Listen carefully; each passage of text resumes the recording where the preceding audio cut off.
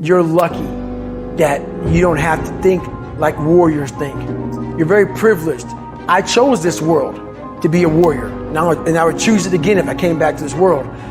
But the mentality of a warrior is very different than normal mentality.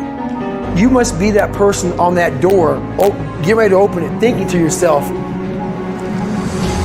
if I die, so be it.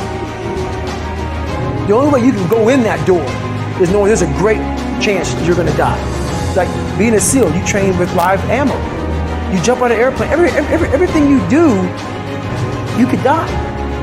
So to be a warrior, why people don't understand me, I'm glad you don't understand me. Merry Christmas, good on you. Because being a warrior takes a whole different mindset. A whole different mindset to know that there's a great chance I may not be in the military. Like I was in for 21 years. I'm lucky. I'm very lucky that I'm alive, able to talk to you, able to still run. But when you sign up on that dotted line to be like a SEAL, your mentality changes. I may not live. You gotta accept that. And that's the mentality you have. And that's what makes you a warrior. If you're scared to die, you're a bad warrior. I was here to help you. And the feeling I had every morning, I started shaving my head when I was 16 years old. And the feeling I had every morning, I looked in the mirror, was horrible. And I didn't want to feel like that anymore. And how I felt was a kid going nowhere, a kid that was scared. And most kids will accept that and look for help. But the best thing that happened to me, no one helped me. No one felt sorry for me. No one looked at me and said, like this day and age, they'll take you in and they'll tell everybody, stop picking on this person. Back then, they didn't care. The KKK marched in our 4th of July parades. They had to stay 100 yards back, but they marched in it.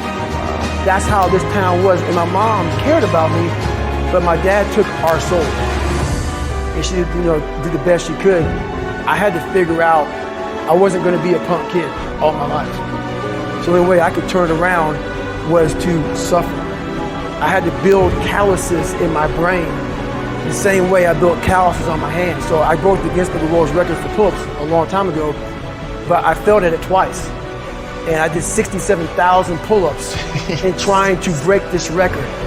So to do 4,030 pull-ups, I had to do 67,000 for training for that. Wow. And so what I realized is for me to become the man I wanted to become, I saw myself as the weakest person God ever created.